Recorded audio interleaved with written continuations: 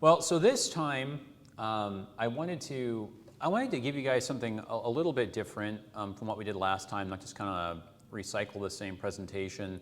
I mean, I did enjoy our conversation last time, kind of looking at those different reading strategies, how to read the Bible closely. We looked at things like how not to just psychologize things and not misread too much into those emotion words, talked about understanding the pronouns.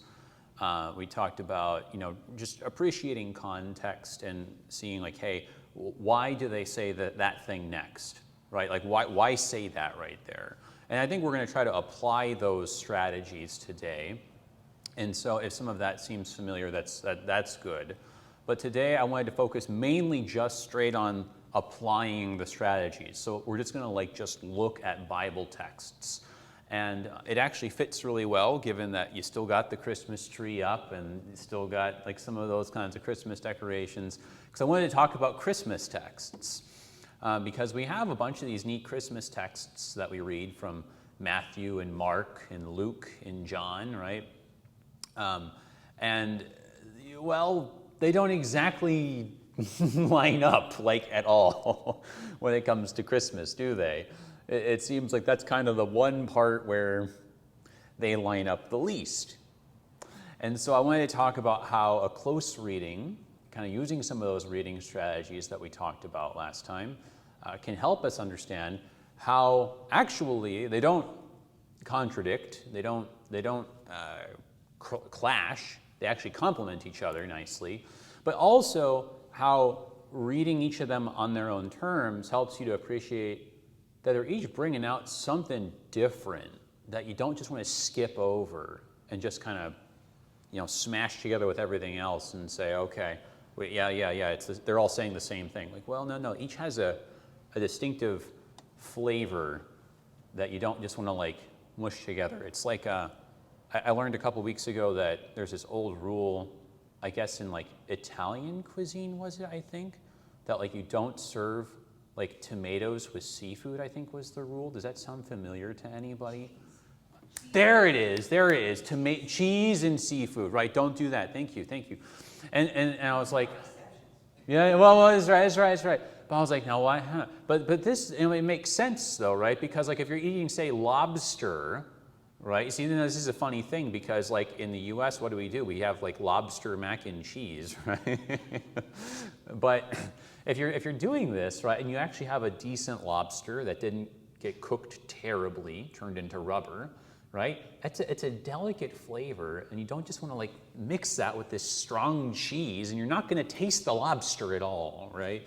So we want to be able to appreciate each of the Gospels when it comes to these Christmas texts as well. So that's kind of the preview, and then kind of hopefully we'll have a little bit more time as well for kind of the upshot of this, how there's actually a lot you take away then in terms of Christian life, society, cultural questions when you reflect on these Christmas texts. Because there have been, and actually I noticed it even this year too, there have been a lot of people trying to make applications and say oh, hey, look, see, Mary and Joseph, they were like this. We should be like this. And I'll give you some specific examples when we get there. But so hopefully, if we kind of apply these strategies well, we'll be able to make some life applications better as well, all right? So with that said, let's go ahead and say a short prayer and we'll get underway. In the name of the Father, and of the Son, and of the Holy Spirit. Heavenly Father, we thank you for this day, for this opportunity to gather together as brothers and sisters around your word.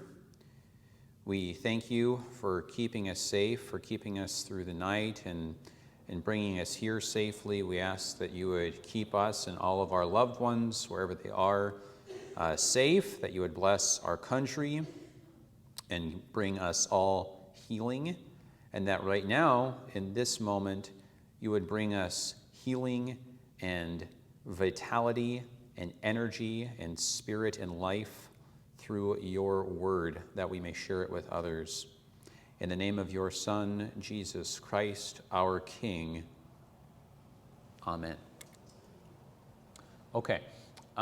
Any questions, I guess, on the overview that I gave just briefly, or I don't know, there was something you were just dying to ask from last time, and you were like, you don't want it to be kind of wiped out of context, because it will happen in about 5 minutes. We'll be talking about something you didn't expect at all in 5 minutes, and the question will feel like it was 10 years ago. Okay. Okay, I did actually want to say, I mentioned this, if you remember from last time, we did a little game where we were looking at if you remember stories the right way, and a part of our game was we looked at Genesis chapters, well, the first few chapters, but particularly then chapter 2, and we were looking at what did God make out of the ground, and we saw, well, even though we all remember he made man out of the ground, it does say he made all the animals out of the ground. Well, I'm not even making this up. Like a devotion series published by CPH, like this year for Christmas, I open it up and like what's like one of the very first like lessons out of it, it talks about how only man was made out of the ground. And I'm just like, there it is. Like it happens all the time. So let's open our eyes and make sure we read the Bible that's actually in front of us on the page and not the Bible that we have up here. So without further ado, let's take a look at Mark. Okay? Because what does Mark say about Jesus' birth? What's that? Not a whole lot. Yeah. I mean, presumably Mark would give us that he was born. He would grant that. But it doesn't say a whole lot, right? It does indirectly say something here. If we go to, let me see here. Got to remember like where that text was here. There is this one little bit in Mark where it actually alludes to, or kind of maybe like mentions his birth indirectly. Let me see here.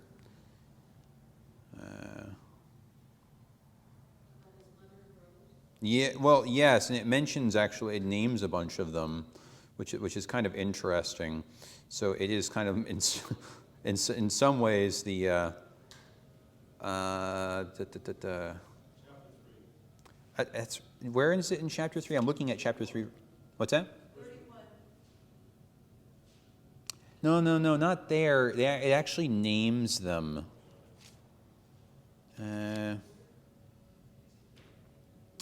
Trying to see here. It goes and it names them, and it names them because it names them like it's Joses and let me see here, Simon, and let me see here. I'll get it in just a second here. That's the fun thing with actually looking at a paper Bible, right?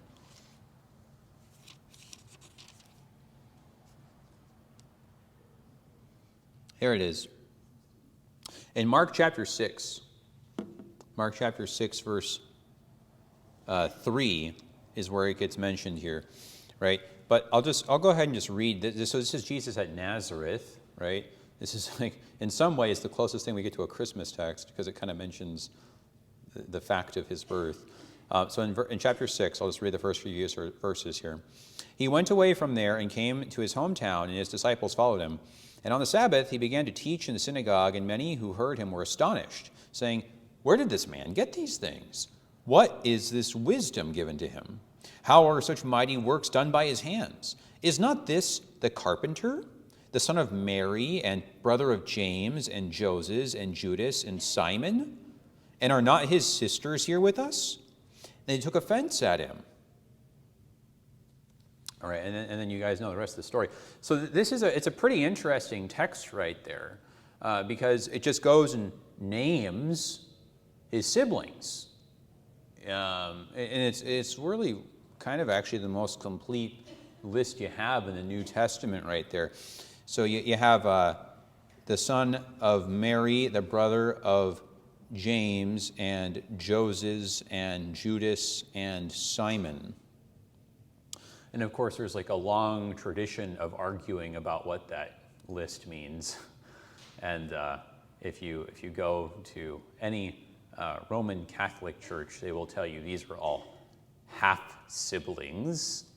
And the tradition there goes that Joseph died shortly after the birth of Christ, so he was only there in the beginning to protect him, but that he had previously, because he had been a widower, several other children that then became Jesus' half-siblings, right?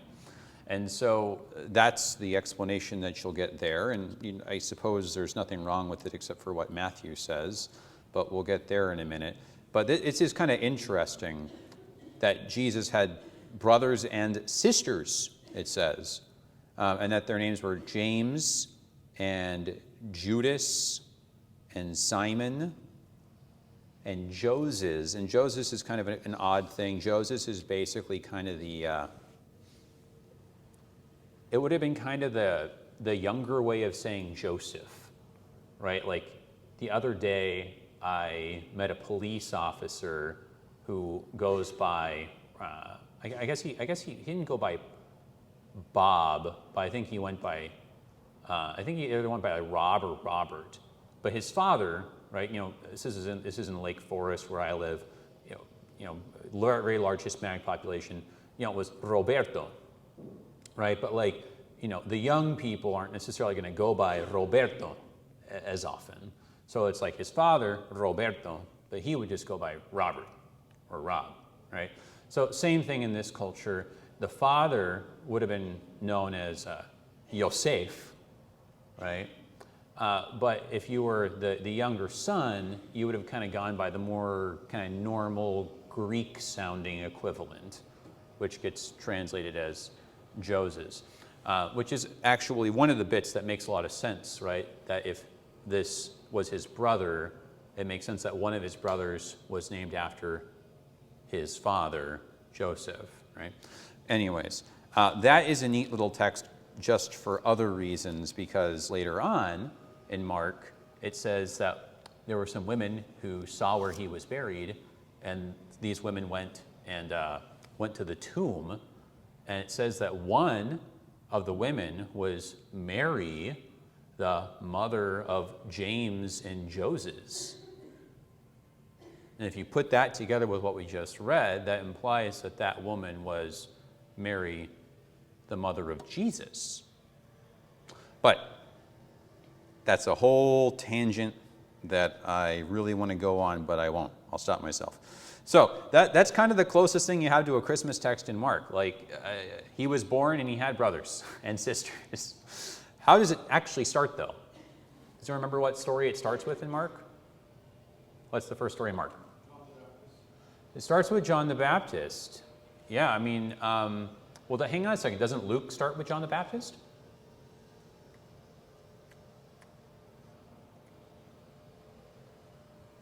Well, I mean, they both do in a way, but I mean, Mark starts with John the Baptist, at age 30, right? Whereas Luke starts with baby John the Baptist. So look at Mark chapter 1. It says there in Mark chapter 1, the beginning of the gospel of Jesus Christ, the Son of God, as it is written in Isaiah the prophet, "Behold, I send my messenger before your face, who will prepare your way. The voice of one crying in the wilderness, prepare the way of the Lord, make his path straight." John appeared, baptizing in the wilderness and proclaiming a baptism of repentance. Isn't that something? He just appears. It's like, hey, look, there's this man. Where did he come from? Right? Why do you suppose this is kind of strange, right? Why doesn't he talk about the cool story, the cool backstory that John has, right? We know it from Luke, how Zechariah was there in the temple serving, right? And then he sees an angel, and he doesn't believe the angel because he's an old man, and his wife's an old woman, and he goes mute, right? I mean, that's an awesome story. Why wouldn't he start there? Why does Mark start here? Is it because he didn't know the story? Is it because that story in Luke was fabricated later, many years later, a tradition, like a legend story that developed later? These are things that people say. Well, all the Gospels aren't all identical. So they're written for different purposes. And Mark is a very different style of gospel, right? It's not chronological at all. Whereas some of the other, I mean, in most respects, perhaps, with only being different, written for different purpose. So, Yeah, no, I think that's good. I think you can say a lot about the different styles. There's certainly different styles. At different purposes, I think, is really, closer to what I have in mind. I do think that they all are actually fairly chronological, but the point is well taken, that they don't all strictly adhere to a, January, February, March, like the whole way through timeline. That's all very fair. I think that for the purposes that I especially have in mind with my doctoral work, I think about topic. And I wonder, what is Mark's topic? And the fact is, Mark's topic does not include the birth of John and Jesus. That would be off topic. Because what's the topic here in Mark? He tells you, like, the first sentence is not a sentence. It's a topic statement, right? It says, the beginning of the gospel of Jesus Christ, the Son of God. The topic is not even Jesus. The topic is not even, his life. The topic is what? What's that? His gospel. And see, this is the thing that we will really quickly overlook here, right? But I'll just give you some examples here. When you talk about somebody's gospel, here's an example. In Romans 2:16, Paul says, according to my gospel, God judges the secrets of men by Christ Jesus.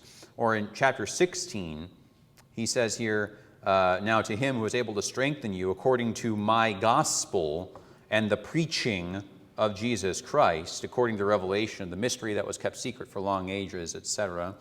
Or in 2 Timothy 2, he says, remember Jesus Christ risen from the dead, the offspring of David, as preached in my gospel. So what does it mean that someone has a gospel? What's that? Yeah. It's their words. It's their activity. It's their preaching activity. What's that? Yeah, it's their meaning. I think if you look at it too, especially in the context that we just read, it's the thing that they go around saying, or in fact, you could kind of even say it refers to the whole tour. Right? Like when you talk about somebody's gospel, it's their gospel speaking tour. It's their gospel sermon series. It's referring to that activity, that preaching. I mean, in two of these contexts, the word preaching was actually explicitly mentioned when Paul said my gospel. So when it talks about the beginning of the gospel of Jesus Christ, it's talking about Jesus going around preaching. That is the topic of Mark. So why would Mark tell you about baby Jesus who couldn't talk yet? This would be off topic. Mark's topic is Jesus going around speaking. And sure enough, right, you get in chapter 1 the kind of the setup, like the prequel, John preaching, right? But like just right away in chapter 1 in Mark, Jesus is speaking and Jesus is preaching and teaching in the synagogues already, right away, because that's his topic, right? And so the thing is, so we get kind of thrown off by this, and I get it, right? But we have to appreciate how Mark is processing this. The example I thought of was that My wife sometimes, who is immensely more thoughtful than I am, which is just really kind of a ridiculously obvious thing for me to say if you ever just notice us for more than 10 minutes. It's like she's the thoughtful one and I'm the one who gets rescued. But so one of the things that she's pointed out to me sometimes, she says, sometimes when you talk, you sometimes give the impression that, maybe you're the one who kind of did all of something without giving enough credit to other people. And I said, hang on, what do you mean? Well, she's like, well, the other day you said that you were the one who, for instance, cooked dinner, right? But we cooked dinner together, don't you remember? Right? And I'm just like, uh-oh. But the thing was, I asked her more about this, and the thing was, I was talking to someone, and I was telling them what a busy day I had or what a long day I had, right? And so I was like, oh yeah, I am beat, my dogs are barking, I've been on my feet all day long. I woke up early because I didn't sleep well last night, and I just got up and started working on the dissertation. And then I had to do the sermon writing, and I had to prepare the Christmas Eve service, and then I had to, take care of the girls, and then I had to cook dinner, and then I had to go do this. And I'm just, what's the thing, right? What's the topic of my story to the person? What's that? Well, yeah, first person. My topic is first person. I'm talking about how I am tired. I'm not talking about how Gabby's tired. I'm not talking about how my wife is exhausted, right? So that's the thing. Someone who's kind of looking in at it, over here is a snippet of it, might think, hey, he just took credit for cooking dinner all by himself. Well, no, that's not the point. It was my topic was just to talk about how I was tired, right? So Mark, if he's talking about Jesus preaching, he's not going to talk about the Magi coming. He's not going to talk about how the angels announced his birth. That would be the angel preaching. Similarly, this actually tells you why Mark ends the way he does. You ever thought about that? Because this is something that kind of scandalizes some people. But if you flip to the end of Mark chapter 16, how does Mark end?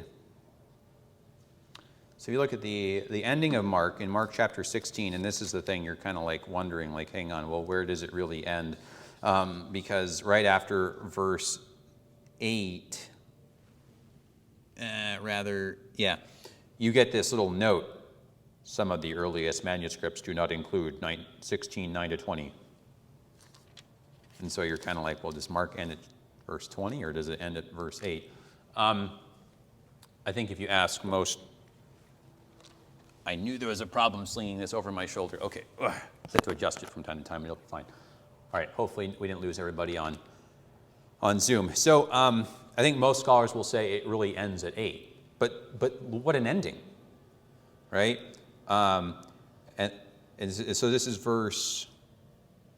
Well, we'll just go ahead and just read verses 4 to 8. And looking up, they saw that the stone had been rolled back. It was very large. And entering the tomb, they saw a young man sitting on the right side, dressed in a white robe, and they were alarmed. And he said to them, "Do not be alarmed. You seek Jesus of Nazareth, who was crucified. He has risen. He's not here. See the place where they laid him. But go, tell his disciples and Peter that he is going before you to Galilee. There you will see him just as he told you." And they went out and fled from the tomb, for trembling and astonishment had seized them, and they said nothing to anyone, for they were afraid. The gospel of the Lord. Well, see, that's the thing. Mark is talking about the gospel, the preaching activity of the Lord. And if you read Luke, for example, does Jesus go around picking up his preaching tour after the resurrection? And he's going around to the Decapolis, and he goes off to Nazareth, and he goes into Jerusalem, and he's like, "Hey guys, remember me?" And he just keeps on preaching where he left off?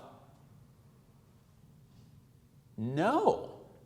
He does not go around continuing the preaching tour after the resurrection. He appears to the disciples in certain key moments to comfort them and reassure them and to give them the Spirit and to give them power. He does not keep preaching publicly. So why would Mark talk about it, it would be off topic, right? So this, I think, is a pretty key thing to notice. And it just kind of makes, I think, perfect sense of it, why Mark stops where he stops and why he starts where he starts, in the back. There's a big reason in this also. Not every single book was put together back then. They are now. But back in those old days, back in the beginning of where Christ was doing this, he didn't put, all these books were not put all together. Oh. Now, these first four are basically in the same group, but all the rest were put together later. That's why. So that way, that's why probably Mark has that particular gospel. That's a really good point, right? It's not as if, right, all these things were just published all on Amazon or all on the internet or something all at the same time, right? I mean, they were all kind of doing their same thing, their own thing, that is. And before they were even written down, to your point, they were spoken, right? This was an oral thing that, Mark himself perhaps would have been going around having his own preaching tour, and this was what the tour was, right? Actually, kind of speaking of that, kind of a fun thing, some seminary professors from St. Louis for a while were doing a Gospel of Mark tour. And literally what they were doing is they were going around and just doing a live performance of just from memory the Gospel of Mark, just orally, right? And that's so it's kind of funny because that's if they're effectively doing what Mark is doing because they were going around having a speaking tour, right? Gospel in the sense of Mark, right? But yeah, no, so that's very good. So they could each do their own thing. And they didn't feel like, oh, well, Luke came out, so I better, correct the record or respond or include that too, right? I mean, it's just they were each kind of, they had a certain degree of autonomy. Yeah, yeah. Just like when he spoke with the Corinthians, he didn't speak with the Corinthians in front of Matthew, Mark, and Luke, or something. Yeah, that's right, yeah. Each book, they were different. That's why they're different. That's why they put together in 1500 instead of back there in 30 AD. That's a good point, yeah. And most people would have only heard one of these. That's an excellent point. It's not as if everyone was like, well, gosh, I'm not sure which version to believe here. I heard Matthew and Mark and Luke and John. Let's just put them all down. No, you would have kind of heard one of them. And yeah, of course, later on they started compiling them. And it actually happened pretty quickly, right? But you only would have had one, like on paper. I mean, having paper was a luxury. You didn't just have a library. A library was a thing for rich people. You didn't have paper everywhere. Yeah, so excellent points. All right, so any questions on Mark? I wanted us to start with Mark, because I feel like it's just so neat how it just kind of shows you, hey, look, they each have their own topic, and that's what determines where they stop and where they start. And that means that they're going to include different things, because other things would be off topic. Only certain things are going to be on topic. So yeah, any questions then about Mark? Just by itself, okay. Let's then go ahead and talk about Matthew. All right. So this Matthew, right? This is the gospel that we put at the very front. There's a term for that. It's called Matthean priority, which has been interpreted different ways. Some people have said that means that Matthew was held to be the first gospel to be written, whatever exactly written means. Some people just think it means that, well, if you kind of look at church history, it seems that the church kind of like leans on, has historically in tradition leaned on Matthew as kind of the backbone and kind of like seen the other gospels as kind of adding to it. Maybe it just literally means that Matthew's the first one. That's, like in our compilations. Well, whatever it means, Matthew does have a special place like that. And Matthew starts in a very interesting way. How does he start? With a genealogy. Right? You had forgotten. You had blocked that out. But no, he starts off with a genealogy, but the genealogy is fascinating. Because look at the first line, right? he says, the book of the genealogy of Jesus Christ, the son of David, the son of Abraham. And man, that's pretty interesting all by itself right there, right? First of all, it's kind of weird because it says, the book, right? What do you think that means? Is this like Mark? Like, is he telling? Is the whole book the genealogy? What's he getting at? I would think that would be the book for Jesus alone or for God, because it doesn't seem like they have a book that says all this, but it's written down after Matthew goes speaking. Right. Yeah. Well, see, that's the thing, right? I mean, it seems like he ends it in just chapter 1 pretty quickly. So, any other thoughts here? What's he getting at? Well, does the genealogy focus more on time promise of Messiah?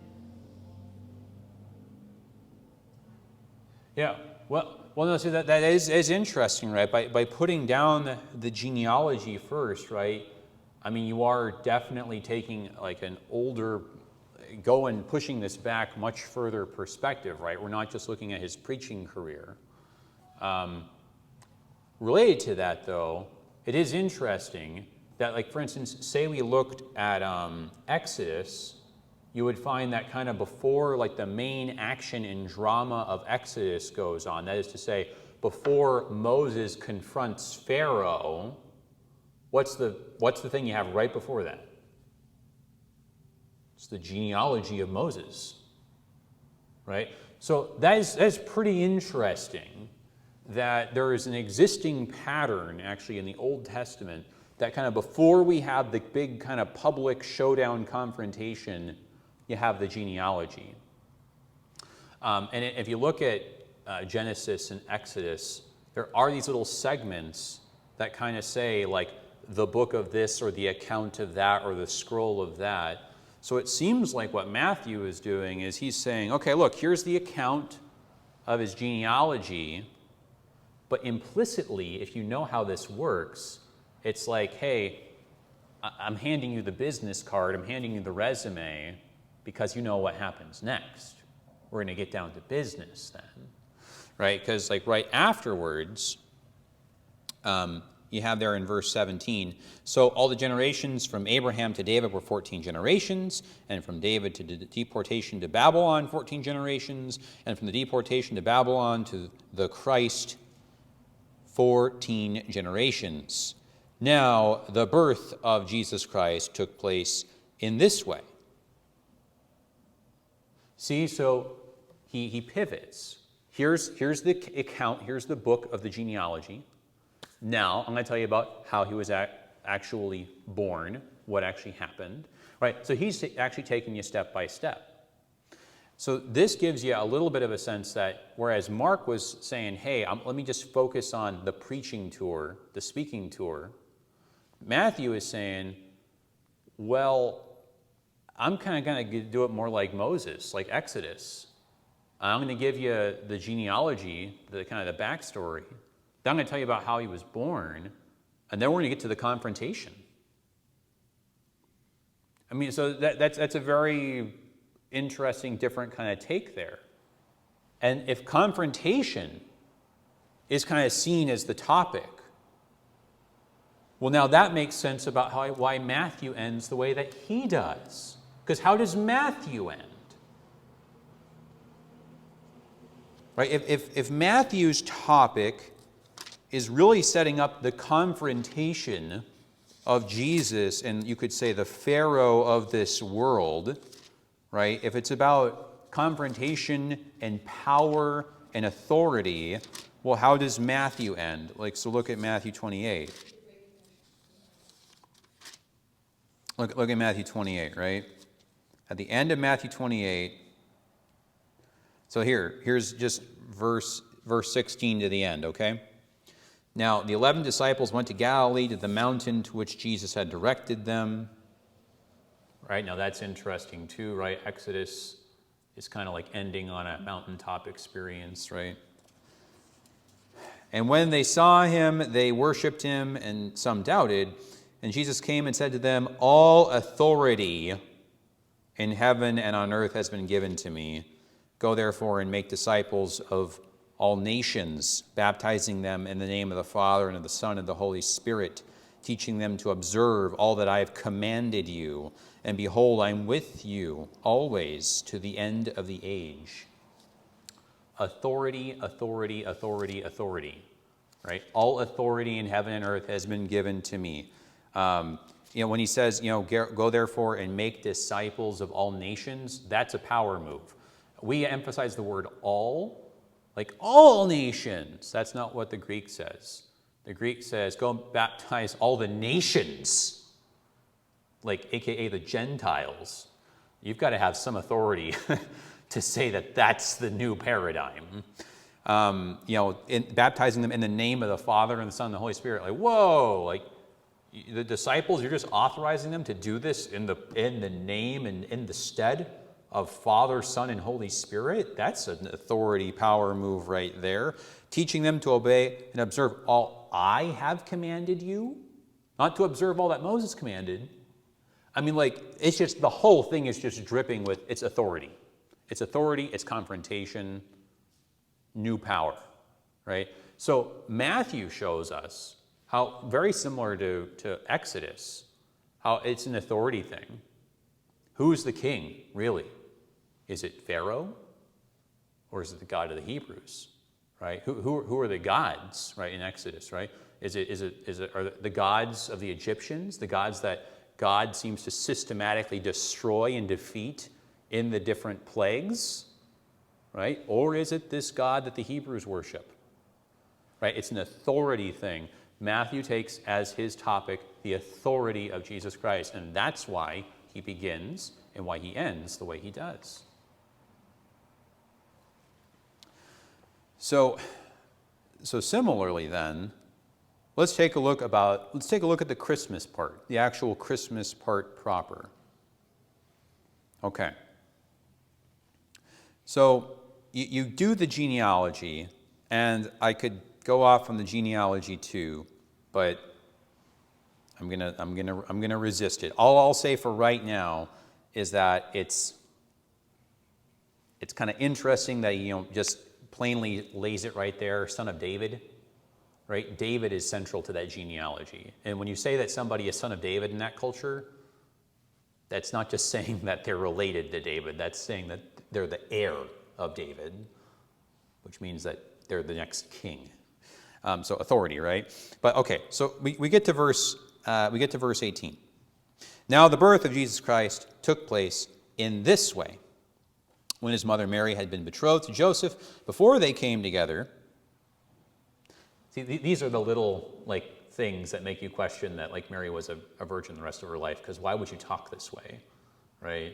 But anyways, and she was found to be with child from the Holy Spirit, and her husband Joseph, being a just man, unwilling to put her to shame, resolved to divorce her quietly. But as he considered these things, behold, an angel of the Lord appeared to him in a dream, saying, Joseph, son of David, do not fear to take Mary as your wife, for that which is conceived in her is from the Holy Spirit.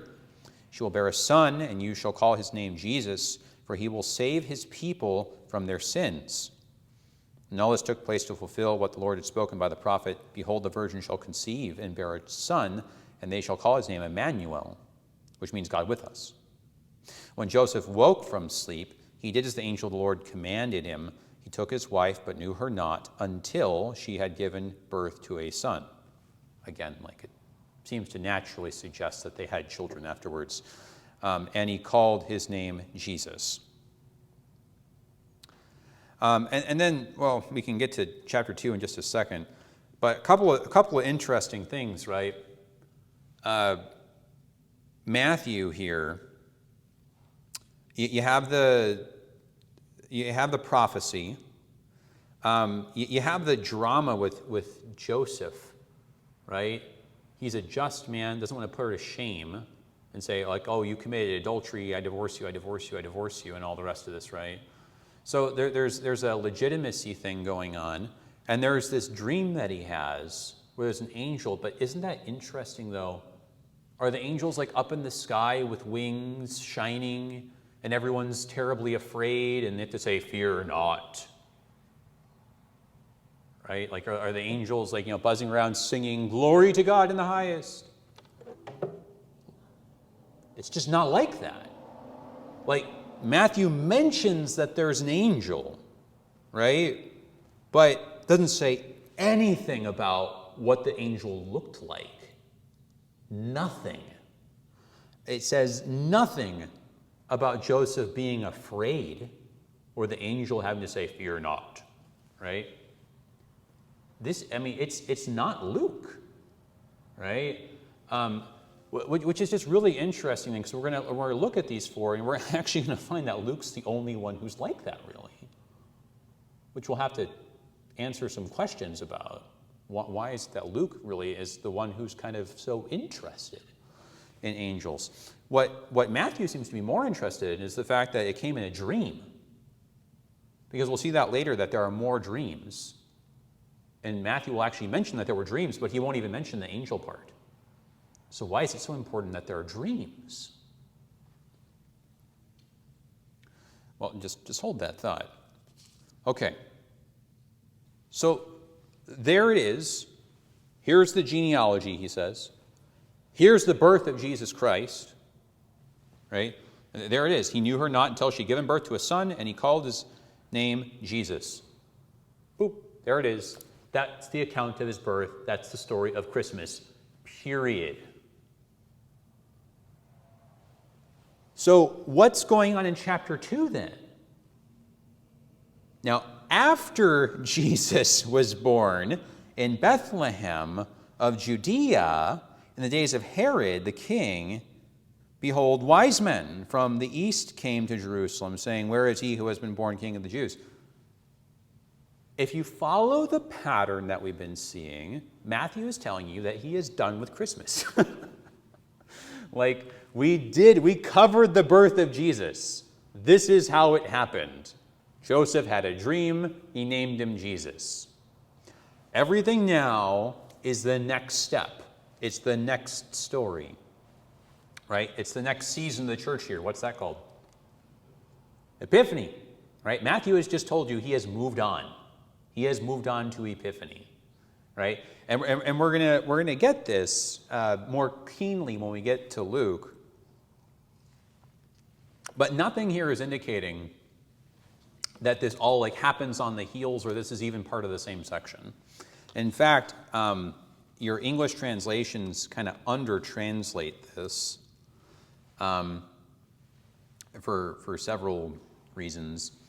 But when you look at the construction there in chapter 2, verse 1, the part there about Jesus being born is really secondary. That's just kind of the given. The part that is important in the sentence there is in Bethlehem of Judea in the days of Herod the king. Why is that important? Did you notice that? Did chapter 1 actually even tell you where Jesus was born? Or when? Or like any of those details? All it said in chapter 1 was that it was 14 years after the deportation to Babylon. Let's say 14 years, 14 generations, right? You know, which by Jewish reckoning was like roughly 40 years, so 14 times 40, and like, what is that? Is that someone good at math? 56, right? 560 years, right? Something like that. So it tells you that kind of roughly, but it's not actually telling you any of those things. It's so different from Luke. Luke like gives you like all these details, right? So Matthew doesn't say any of those things. So chapter 2, we're moving on to a new section. Now we're talking about this stuff about Bethlehem and Judea. And why is it important that, oh yeah, guys, I never told you. He was born in Bethlehem, by the way. Why is that all of a sudden important now? During the days of Herod the king. Why is that all of a sudden important now? It wasn't important before. Before, for Matthew, he didn't care. In chapter 1, off topic. But now that we've moved on to this next topic, now all of a sudden where he's born and who is king matters. Why?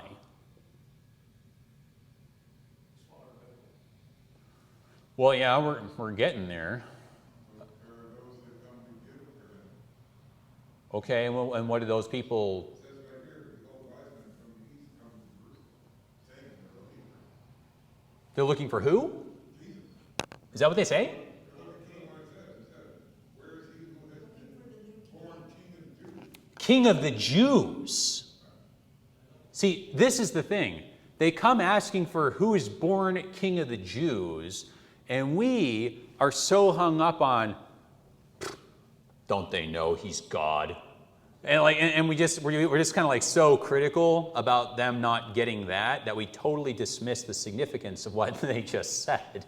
Because they just walked into town and they're talking to the guy that the Roman emperor gave the title of King of the Jews to, and they're asking who's the new King of the Jews, O King of the Jews. Like, this is, you see, all of a sudden, like, their question, he can't tell you what they said. He can't tell you their question without saying, oh yeah, guys, by the way, Jesus, he was born in the time of Herod the king, and he was actually born in Judea in the city of David, like where you might suspect the King of the Jews to be born. Right? Now it's important because of the Magi's question. Now it's important, right? Because this is pretty interesting, and this gets into all this chronological stuff that gets really messy. But people ask, so when was Jesus actually born? And people are going to be comparing this to Luke, and we're going to say, oh no, it contradicts Luke. No, maybe not so much. Because this title, King of the Jews, that was born around these times by two men, right? There was Herod the Great, who died in 4 BC. And then his son, who took over, right, Archelaus, Herod Archelaus, who could also just be called Herod. I mean, all these guys could be called Herod. There's like a line, there's a dynasty. It's the Herodian dynasty, right? And he gets deposed in AD 6. Okay, so about 10 years later. So this is important because there's this little window of time where King of the Jews is pretty important, right? Because later on it's gonna be less important. Because what happens in AD 6? Are there any history people? Right, what happens in AD 6 when Herod Archelaus is deposed? Is it just the next Herod who takes over? Well, what happens is that Judea just gets annexed by the Romans and puts directly under Roman control. And so it gets lumped into the control of the province of Syria. And so it falls under the dominion of Quirinius, which might be a name that sounds familiar when we get to Luke. So once we get to that point, this whole King of the Jews thing is going to become much less important. But until that point, until AD 6, this King of the Jews thing is pretty important, and Herod the Great and his son would not have taken too kindly to this question, who's been born King of the Jews? They're like, whoa, hang on a second. We had to wheel and deal like crazy to get that title from Caesar. Right? That was the agreement we had. We support him, we send all this tax money to him so that we get to be King of the Jews. See, now all of a sudden, this stuff is important, and the confrontation in Matthew has already begun. Who's King of the Jews? Is it Herod or is it Jesus? Right? So calling him King of the Jews isn't actually a bad thing, right, in this context. Yeah, go ahead.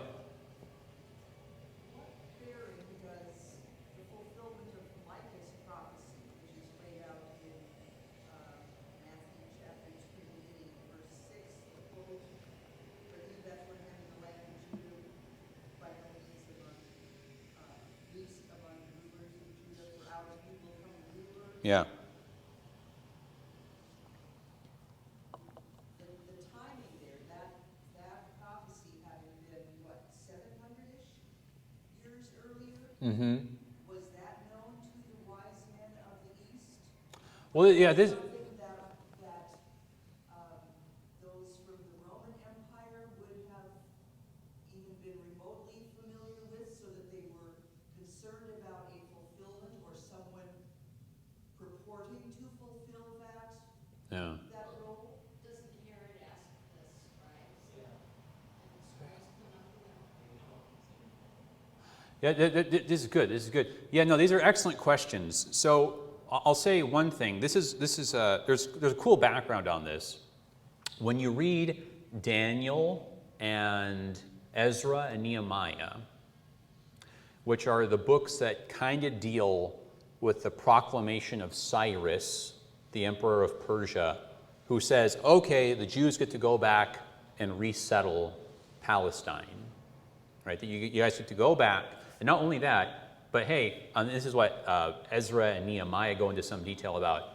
Here's all the materials for the temple so that you can build it this high and this wide and this tall. And here's all the stuff for the sacrifices so that you can do these sacrifices and those sacrifices and those sacrifices. And so they're setting them up with all these materials, and you're like, hang on a second. How did they know exactly what materials, which animals, right? Like they didn't give them pigs, give them like, that would have been very bad. No, they give them like the oxen and the turtle doves and all the rest of it, right? And all the material, like how did they know all this stuff? Well, because apparently one of the effects of the Babylonian captivity, the deportation to Babylon that Matthew mentions, is that like, Babylon in the East became familiar with the religion of the Hebrews. And part of the consequence of having Daniel be the chief magus, put it that way, that is basically who he was. He's like the magus in chief, the magus general. Is that like, it's kind of hard to translate these terms. Because that's who he is, well, if your guy's a Hebrew, that there's going to end up being some kind of Hebrew influences now, aren't there, on your whole way of thinking. And what did Daniel do? Oh, right, he interpreted dreams. It's kind of interesting, kind of thinking about Daniel and Ezra and Nehemiah as the background of all this, that there they are in Babylon, influencing everyone with the religion and faith of the Hebrews, interpreting dreams. And here in Matthew, these guys from the East show up after Joseph has had these dreams. Right? So I think in that way, it seems like Matthew is kind of viewing this as, hey, look, all this stuff with the deportation of Babylon, because that's the key, one of the key turning points, right? If you look at the genealogy, what are the key turning points? You got Abraham, David, the deportation to Babylon, Christ. Those are the 4 big points. Right? We get Abraham, that's the promise. It's the promise that all peoples will be blessed, which we get at the end of Matthew 28.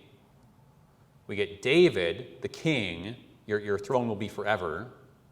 You get the deportation to Babylon, and that's the one we're all guilty of overlooking, underappreciating. Right? So you have to see, I think, all this fulfillment of prophecy stuff in light of the deportation to Babylon and the destruction of the temple in Jerusalem, where all these prophecies would have been reinterpreted in light of that, even by the scribes, as you guys were mentioning, because everyone's scratching their heads being like, well, gosh, guys, like the Davidic monarchy didn't really last, did it? So maybe there's some deeper spiritual meaning to all these prophecies. And see, so Jesus isn't the only one doing this and going and reinterpreting and giving spiritual insights. I mean, they're all trying to figure it out. Like, well, I don't know, the temple got destroyed and we didn't have a high priest for centuries. So, and so everyone's trying to reinterpret and make sense of these things and go back to like Micah and say, well, maybe there's a new interpretation and a new meaning. Right? So it's not like everyone was like waiting on bated breath since Micah spoke. Right? It was like, well, I wonder what's going to happen. It's that they were all going back and trying to say, well, maybe it means something new. And so they come and they give them their best shot and say, well, if there is a new king of the Jews, maybe it's like this, like where David was born, Bethlehem, like what Micah says, right? So, I mean, that's like kind of just scratching the surface of like so many things, and like it doesn't really do the question justice. But I hope it like at least kind of sketches out this sense, right, of how he's bringing up all this stuff because he sees this as linking to all these four big events: birth of Christ, deportation to Babylon, King David, promise to Abraham, the covenant. Like these are all like the four concerns here in these confrontations. And so they get this, right? So let's get back into the text here. Let's not, because we're gonna float away too much, and we're gonna start just going off of the thing we remember instead of the thing that's on the page in front of us. So it says there, this is verse 1 again. After Jesus was born in Bethlehem of Judea in the days of Herod the king, behold, wise men from the east came to Jerusalem, saying, "Where is he who has been born King of the Jews? For we saw his star when it rose, and have come to worship him." By the way, worship there just kind of means like, pay homage. It doesn't necessarily have overtones of like worship as God. When Herod the king heard this, he was troubled, and all Jerusalem with him. We just understood why. He thought he was king of the Jews. Doesn't like this. And assembling all the chief priests and the scribes of the people, he inquired of them where the Christ was to be born. They told him, "In Bethlehem of Judea. For so it is written by the prophet, and you, Bethlehem, in the land of Judah, are by no means least among the rulers of Judah. For from you shall come a ruler who will shepherd my people Israel." Then Herod summoned the wise men secretly and ascertained from them what time the star had appeared. And he sent them to Bethlehem, saying, "Go and search diligently for the child, and when you have found him, bring me word that I too may come and worship him." And after listening to the king, they went on their way. And behold, the star that they had seen when it rose went before them until it came to rest over the place where the child was. When they saw the star, they rejoiced exceedingly with great joy. And going into the house, they saw the child with Mary his mother, and they fell down and worshipped him. Then opening their treasures, they offered him gifts, gold and frankincense and myrrh. And being warned in a dream not to return to Herod, they departed to their own country by another way. Fascinating, the dream thing again. And we're going to have that yet again with Joseph. Mentions a dream, does not mention an angel. The angel part is secondary for Matthew, and he's only not even going to mention the angel thing anymore. Now you understand that the dreams are from the angel of the Lord, so you already get that. I'm not going to repeat myself. Right, Matthew's moving on. That's what he's saying.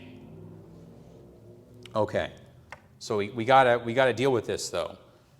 The thing that ties this narrative action together is the star. Right? I mean, like this is the thing that moves them along, that ties together their actions from one to the next. If you don't understand the star bit, it doesn't really make sense. So what's going on? What was the star? Was it the, what was the word? Like the convergence of Jupiter and Saturn? Is that what it was? It would be pretty hard to make that appear over stable. Yeah, well, so this is a little bit of the thing here, right? What's the star doing, guys? Is it well, so it says it's moving, I guess. How so?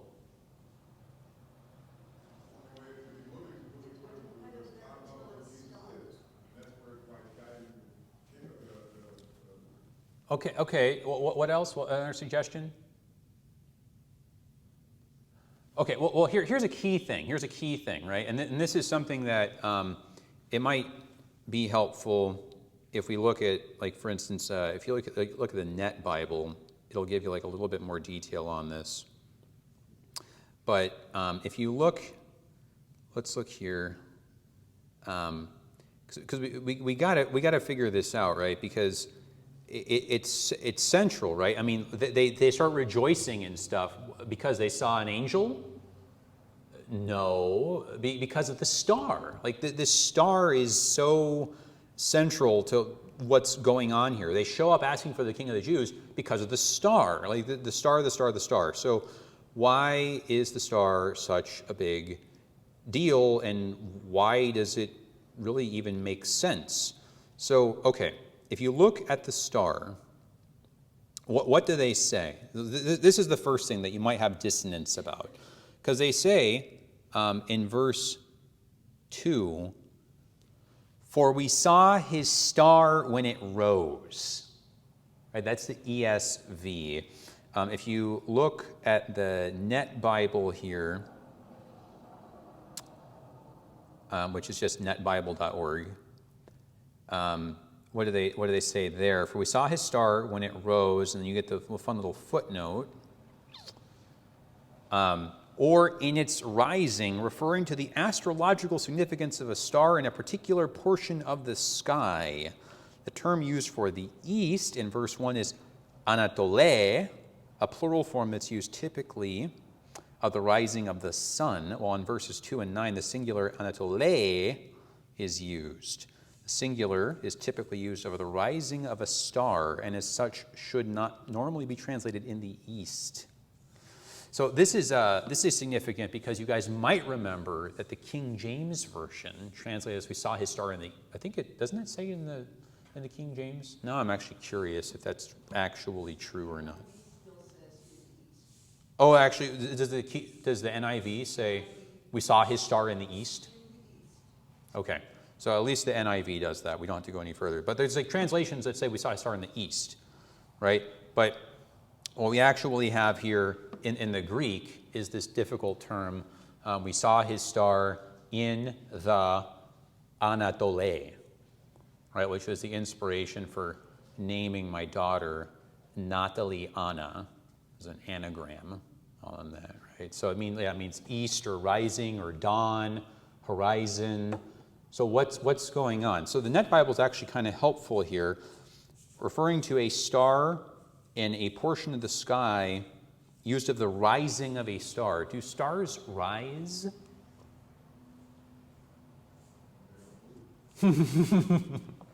Apparently. That's a brilliant answer because, apparently they do because they say so, right? But no, apparently they do. When you look at the sky, they appear to, right? I mean, the sun appears to rise and to fall, but we know what, right? Like from our perspective, it's the Earth that's spinning, right? It's not that it's going up and down, right? But in terms of appearances, actually, this is a crazy thing. I didn't know this forever. But apparently, stars can like rise like out of the horizon and like even set also. Now, not all of them are going to do that, clearly, right? When it gets to be dark enough for you to actually see the stars, a bunch of the stars are just going to appear like in the middle of the sky, right? Or like, way up, right? And that's where they start, right? But some stars, when, it finally gets dark enough, and if you're outside of all of our light pollution, this is the problem. This is stuff we would never notice because we've got like all this light pollution. We have all these screens that we're staring at, right? But if you get away from all that stuff, once it starts getting dark, there are certain stars that seem to rise out of the horizon, and then actually those same stars might even seem to set when it gets to be light. Yeah, in the back. Before that, sometimes down in the south, when it turns dark, you'll see the dark cloud. And because it's so close to the horizon down there, it'll wake up even before the sun comes. Yeah, that's right. Yeah, very good. Very good. So this is interesting then. Like there's this phenomenon that we've just become totally unacquainted with, and we're like, hang on, what? The stars actually do this, right? Yes, they do. So apparently, what happened? And so this is challenging because there have been so many million different theories, and if you go to like an observatory or like always around Christmas, there's always like a special on like National Geographic or was it a shooting star? Was it was it a UFO? And we'll just, but like the plainest sense, as best as I can tell, is that these different stars, they appear in different parts of the sky and different parts of the year. Sometimes you won't even see certain stars for certain parts of the year. Because why? Well, because the only time that you would see them, it would be like below the horizon line. So eventually what happens is that there is a star that they finally start seeing because it's finally gotten like crept above the horizon line, so you can actually observe it now. Before it was below the horizon line like the whole year, right? You couldn't see it. But now it's gotten up above the horizon line, and it seems to rise and set. And they attached to that the significance, hey, there's a new king. That is not a crazy connection to make, because in the ancient world, in fact, in the Old Testament itself, there is a three-way connection between stars, angels, and kings. And I just said the Old Testament, but in fact, that's in the New Testament too.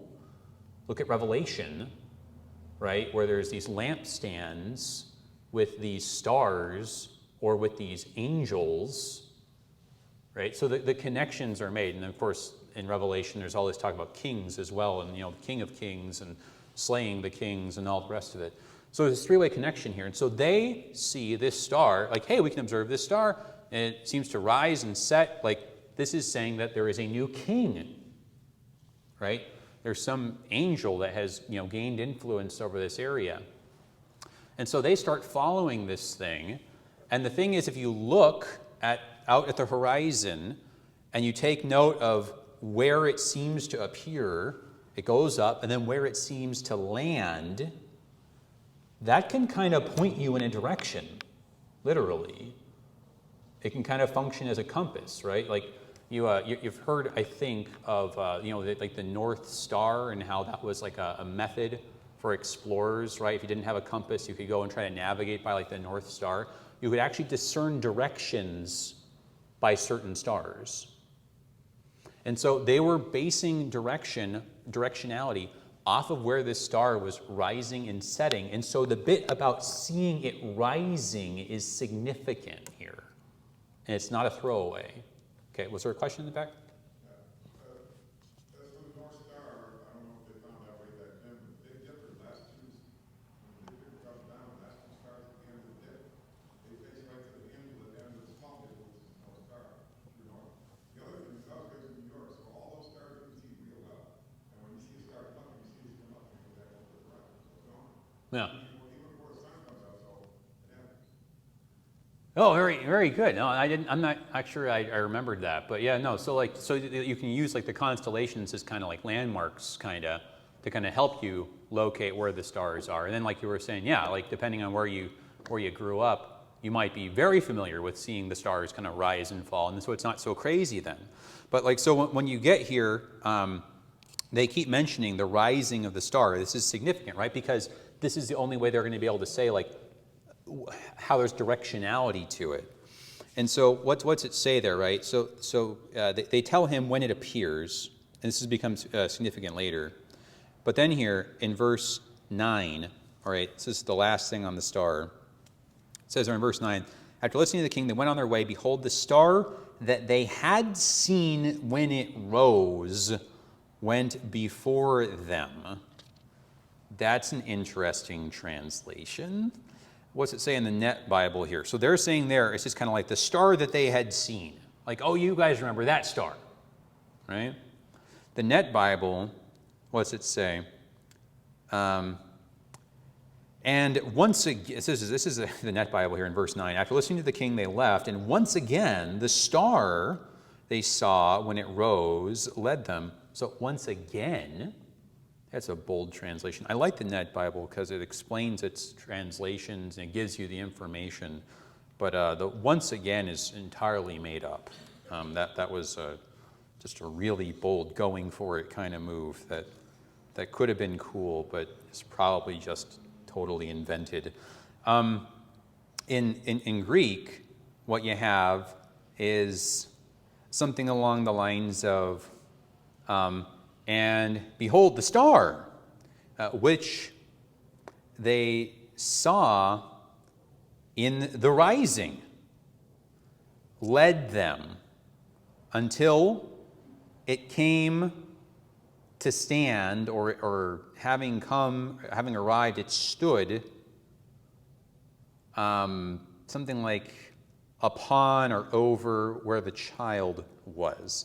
Now, see, this is the thing that one of you guys mentioned earlier. Now, hang on a second. How do stars like move and then stay above children? Right? That's weird. But think about what we just said. If this star rises and then it falls, it rises and it sets, okay? That's to say it rises and it sets, and when it sets, it's like that's where it landed, right? If you're thinking in these terms, like that's the spot that it's staying until the next night. So, I mean, so, you know, take it for what it's worth, right? I'm not an astronomer. But it seems to me that the plainest reading of this is that they just look at the star, they see, there it is, it's rising, oh, there it is, okay, and it, boom, that's where it stopped. That's where we're going. Seems to me to be the plainest reading. In any event, I think what this means, a couple things. One, we can just kind of take this as they're just making the best they can out of what are natural phenomena that in God's providence have all lined up for a very unique purpose.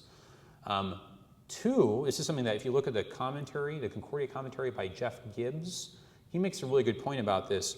Why would they need a star to guide them from Jerusalem to Bethlehem, just 5 or 6 miles away? That seems kind of weird, right? Because if we're right that you're using a star as kind of a compass part, like, and it's not just kind of like floating above as kind of a mysterious light. I don't think they would have used the word star at all for that. You don't need this advanced kind of like stellar cartography to help you find Bethlehem 5 miles away. They just told them it was in Bethlehem 5 miles away. So that's very odd. So actually, if you look at what Jeff Gibbs says, he makes a case that, in fact, the star guided them elsewhere. You don't need a star to take you 5 miles, but you might need it to take you, say, 60 or 70 miles away to Nazareth. But it wasn't just the star, it was 2 stars together that their light was magnified and doubled because they were together. That was extremely unique, hasn't happened. It happened back then, it just happened this year. Right. Right, the convergence of Jupiter and Saturn, right? And so there have been so many different theories, and like a stellar convergence is one of them. I think if you pay attention to the language, though, the thing that they're making the sense of, the thing that they're pointing out is the rising. So the rising and the setting of the star, for them anyway, is the most important, relevant thing to the question. I think it's not the rising and setting, it's that when they converge together, Well, the light moves because of the angle of the star. yeah. Once they converge together, the light will move, and it looks like they're rising or moving, but they're not. It's just the light is moving because it's going through the atmosphere and the horizon, so it looks like. Yeah, I certainly think that's a possibility. I think that in whichever translation or interpretation we take, the thing that they think is important, which I think that we should think is important because they thought it was important, is the rising of the star. In any event, without spending too much time on just the star bit, they use it to navigate, and they wind up where the child is. They wind up where the child is. Just one second. Let's just get through this one text here. So they wind up where the child is. They go into the house. Notice, not the cave, not the stable, right? We'll get there. They give them the gifts. They get the dream. They go away. Now, interesting thing here. What's it say? When they had departed, this is verse 13. Behold, an angel of the Lord appeared to Joseph in the dream. Again, do not be afraid. The angel was white and had wings. No. It just says here, rise, take the child and his mother, flee to Egypt. Remain there until I tell you. And so it says he does that. He stays there until Herod dies, which we know from history is 4 BC. Right? And it says there in verse 16, then Herod, when he saw that he had been tricked by the wise men, became furious, and he sent and killed all the male children in Bethlehem and in all that region who were 2 years old or under, according to the time that he had ascertained from the wise men. That's key. So did Herod say, you know what? I'm just going to kill all of them that are 2 years old or younger just because that's a nice round number. No, it says he's getting that number from what the wise men told him. So this is actually, I think, pretty significant because it complements nicely what we said about Matthew changing topics, and that this is now he's moved on to the topic of Epiphany. If you say that Jesus is born in Bethlehem, you have your whole Christmas program as told in Luke. After all of that, wise men come, having observed this star. They go and they're guided off to possibly Nazareth, right? If you look at what Jeff Gibbs says. They go, they give them the gifts, they head back. Some time passes.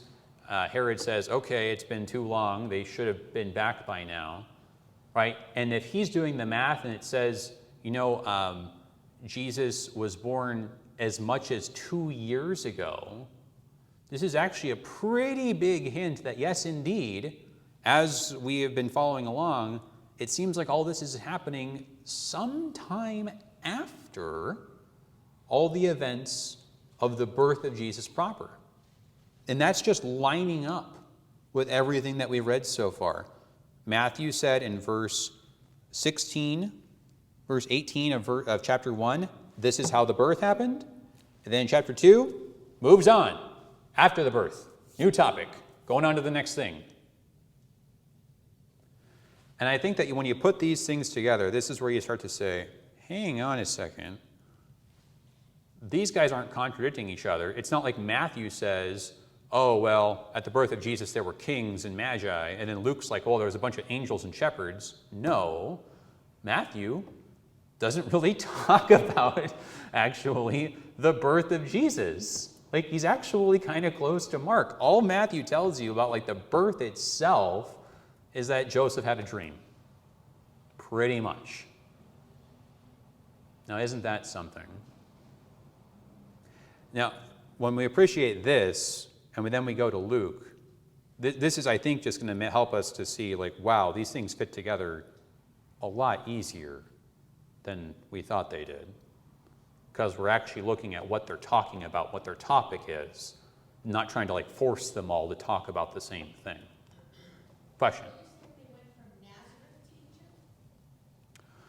Okay, yeah, so good question. So, yeah, I would refer you to Gibbs's commentary to get the details on that, but I mean, I do think he makes a good point that if they're using a star to guide them, it seems odd that they would, that the star would even make sense. Because, like, let's say they start going to Bethlehem, right? And they're following the star.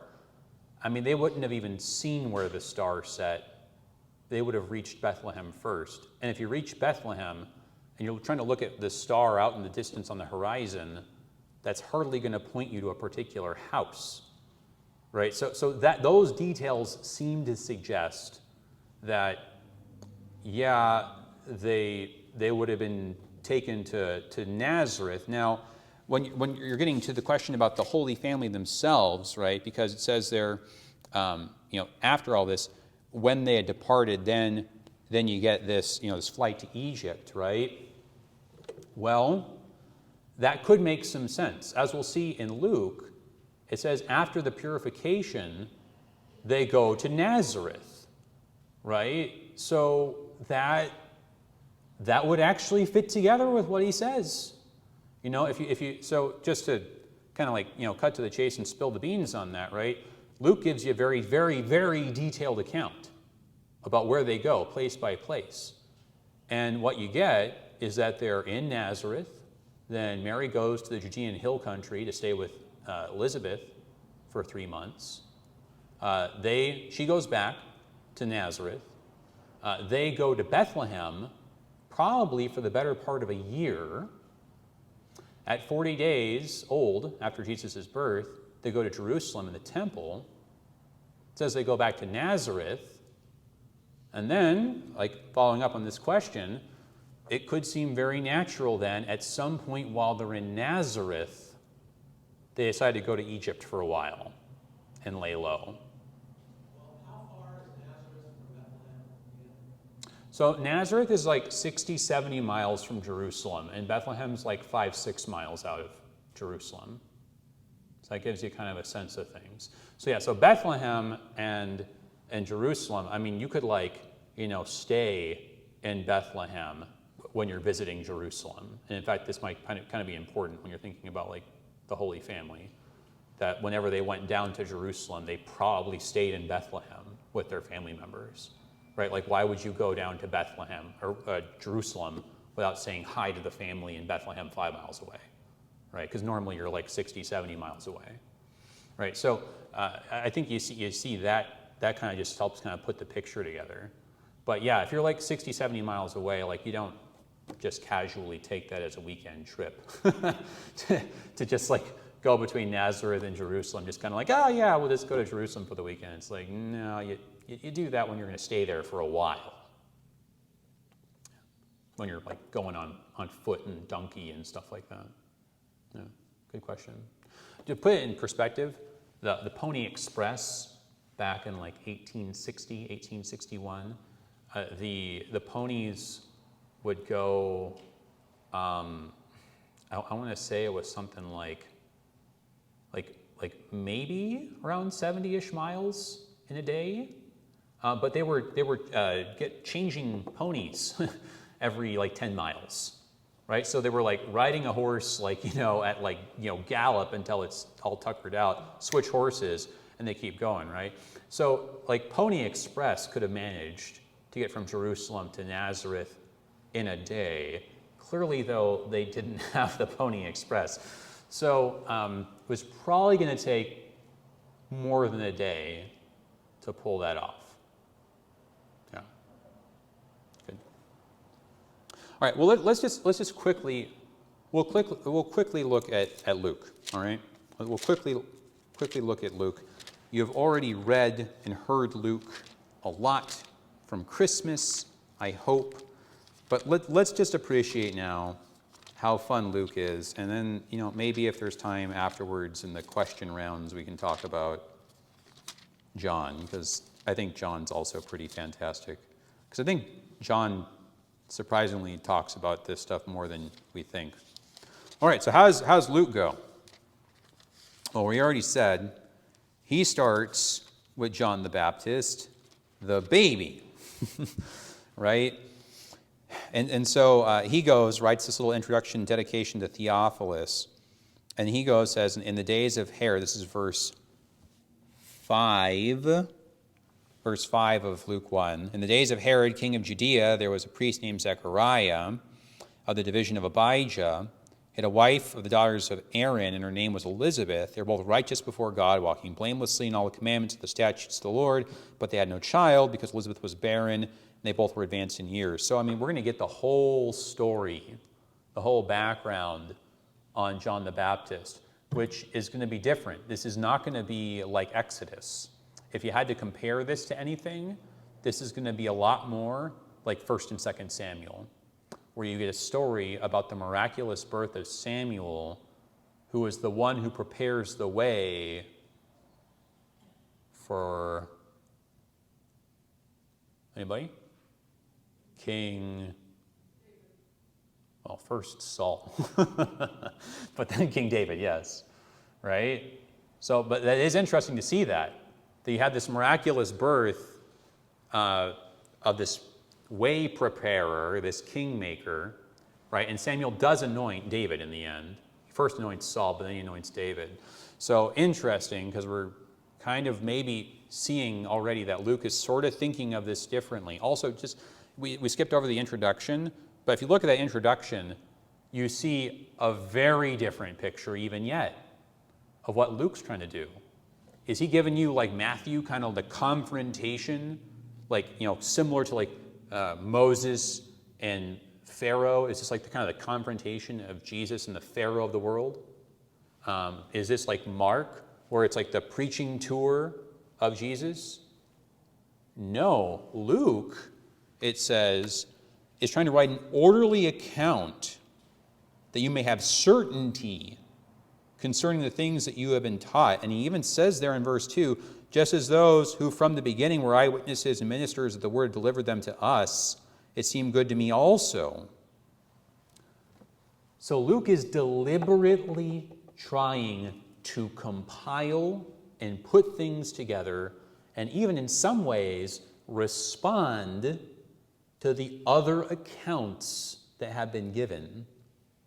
But then why does he skip the Magi? Okay, well, that's a fair question. But just to highlight this, though, Luke is the closest one who comes out and says, my topic is the history of this. It's like kind of the closest thing of like, I'm trying to give you kind of the detailed, how this works. It's not, he doesn't actually say he's writing a history book, right? It doesn't say that that's his topic. He is more specific than that, which gets to why he doesn't talk about the Magi. There are a couple other things to that too. But just notice how their topics are different. Like what they're going to include, what they're going to exclude, where they're going to start and where they're going to end. It's different. Luke narrates an ascension at the end. He's the only one who does that, right? He's the only one who mentions the 40 days, right? I mean, so there's all kinds of stuff here. But just notice the broad strokes quickly, okay? So we're skipping ahead. There's a very cool story. There's a very cool story with John the Baptist, but without getting into all of it, just look at Luke chapter 1, verse 26. In the 6th month. 6th month of what? Is like in June? No, it's 6th month of Elizabeth's pregnancy. Gabriel was sent from God to a city in Galilee named Nazareth, to a virgin betrothed to a man whose name was Joseph. Look at how that's just zooming in, right? Because Jesus hasn't been talked about. Like, we have to tell you, like, who his parents are and stuff, because we haven't even introduced them yet. So we were just talking about John this whole time. At the end, right, of what he says there in verse 36, and behold, your relative Elizabeth in her old age has also conceived a son, and this is the 6th month with her who was called barren, for nothing will be impossible with God. Notice in verse then 39, in those days Mary arose and went with haste into the hill country. So she gets this news that her cousin Elizabeth is 6 months pregnant. She goes right away over to her. You get the cool thing about the baby leaping in the womb and the Magnificat, and it says there in verse 56, and Mary remained with her about 3 months and returned to her home. Now the time came for Elizabeth to give birth, and she bore a son. So what's this tell you, right? So Mary gets this word from the angel. In Luke, you do get angels like, I mean, we're not going to look at it, but you get them like described, and everyone's scared, and everyone has to fall down to the ground, and they have to tell them, like, don't be afraid. The angels are much bigger in Luke. But she gets this word. She seems to become pregnant pretty much immediately upon hearing this. It's some message from the angel. And she goes to Elizabeth. She stays with her for basically the last 3 months of Elizabeth's pregnancy in the hill country of Judea. She goes back to Nazareth, now 3 months pregnant. Elizabeth gives birth to her son, John. And then we get in chapter 2, the great Christmas story that we like to hear Linus read every year. In those days, a decree went out from Caesar Augustus that all the world should be registered. This was the first registration when Quirinius was governor of Syria. And already, if you look at the history stuff that we were just talking about, we're like, oh my gosh, wait, what? But Herod Archelaus was not deposed until 86. And the Magi were coming in 4 BC. Oh man, how does all of that work? So if you want to get into the details, I can stick around and get into the details with you on the question round, but I'll just leave it at this. You look at the language, it does not say that there was this big, gigantic census thing, and everyone had to go back to their ancestral homeland like this weekend for April 15th, right? And had to go and do this. Does not say that. Says that there is a new policy that's being adopted. The IRS puts out a new rule. And everyone starts reacting gradually. They're like, oh man, I have only, several months or maybe a couple of years to like get all my affairs in order. I don't want to get taxed twice as much as I need to get taxed. And so everyone on their own starts making moves, going back to where they own property, settling accounts, figuring stuff out. So the decree, right, goes out earlier than this. The decree goes out in those days, referring to when all this stuff was happening under Herod the Great. Now, the census finally is brought to completion for the first time under Quirinius 10 years later. That's when it's all finally said and done, and there's a big rebellion that Quirinius gets to put down, right?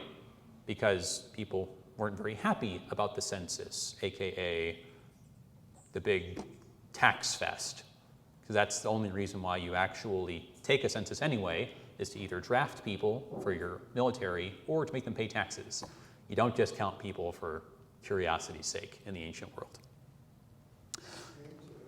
Well, yeah, it's actually the same today, right? Though we do, allegedly also do the census to adjust the number of representatives in the House, right? Kind of. Right? Well, that's a whole other thing, right?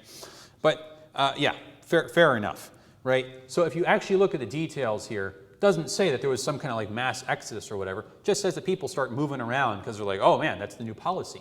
So what seems to happen is that Joseph and Mary head back to Bethlehem. Why? Well, because Joseph's the name on the deed of the house in Bethlehem.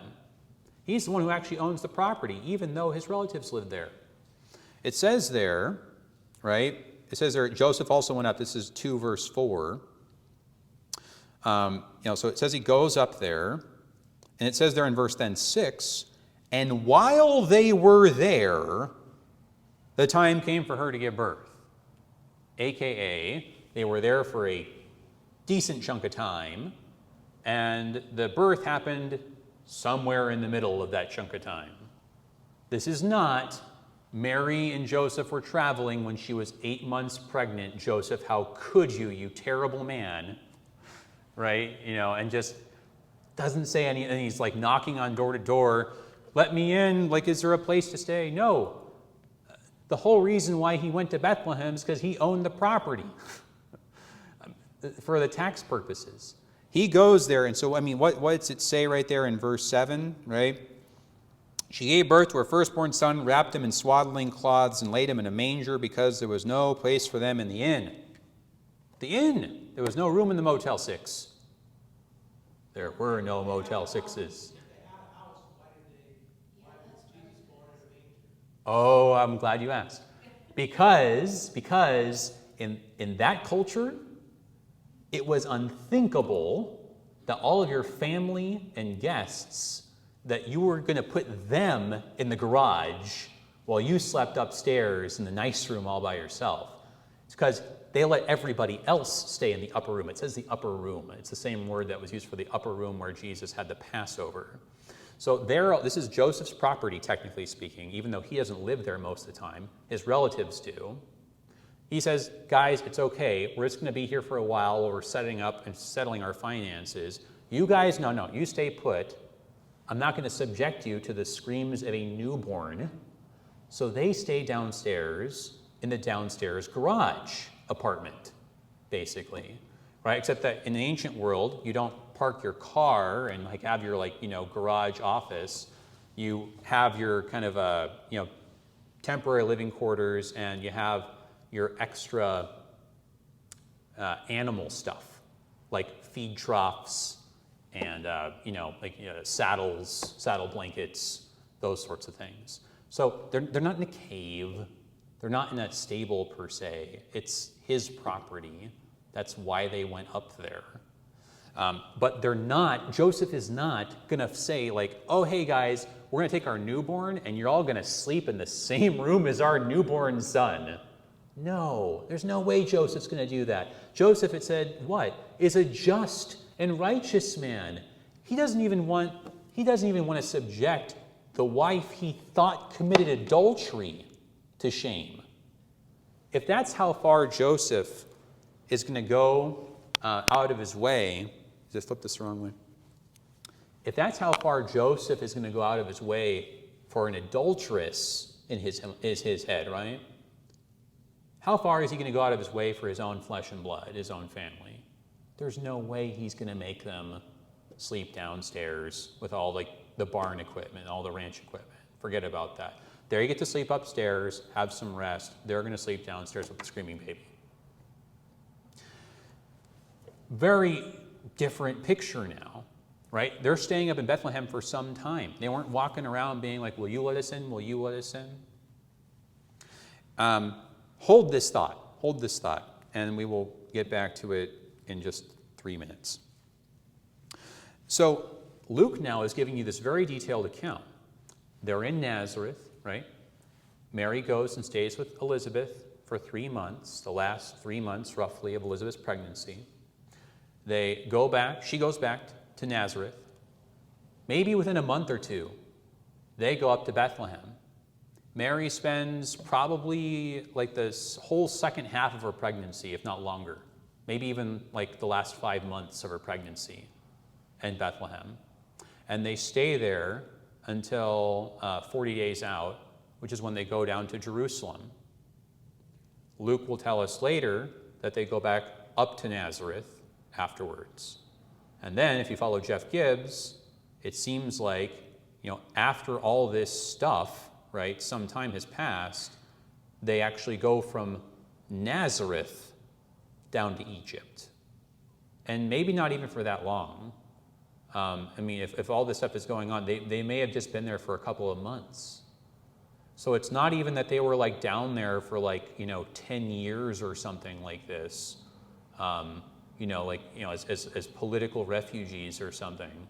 It's just I'm just going to kind of work out of Egypt this season. They could do that. People did this routinely. If business was better in a different part of the world, they might go out of their way because, we're going to make a killing this season, right? We're going to go up to Alaska and we're going to get on the sockeye season this year, right? So for a season, they go out to Egypt. That's fine. They head back. They probably head back for the Passover a few months later. And honestly, everything just kind of lines right back up with where you get later in Matthew, going back there, where it says then he's like, I don't think we're going to go back to Bethlehem. I think we're going to just stay in Nazareth. Why is this? Why is the thing even mentioned? Because again, if you're in Jerusalem for the Passover and you have a property 5 miles away in Bethlehem with all your family, aren't you going to stop and say hi?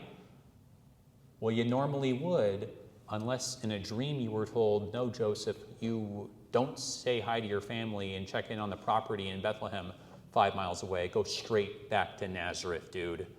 That's the safe play. You put the pieces together, they don't contradict each other. They line up pretty nicely. And you really do see that, they're each doing a very different thing. Luke has given you this careful account. We'll have to talk about, maybe in questions, why he doesn't talk about the Magi. You got Matthew, who's talking about this confrontation that seems a lot like the Moses story in Exodus. You got Mark, who's talking about the preaching tour. You got John, who's talking about how he's God incarnate. They each have very different topics, and that's why they're leaving certain things out and why they're telling you certain things. So I think that when you look at it closely, we asked ourselves when we looked at the questions, why would they say that, right? Why you keep mentioning the rising part unless that's really important, right? Why would he wait to tell you Bethlehem and Herod until the end at the end of the sentence in 2 verse 1, right?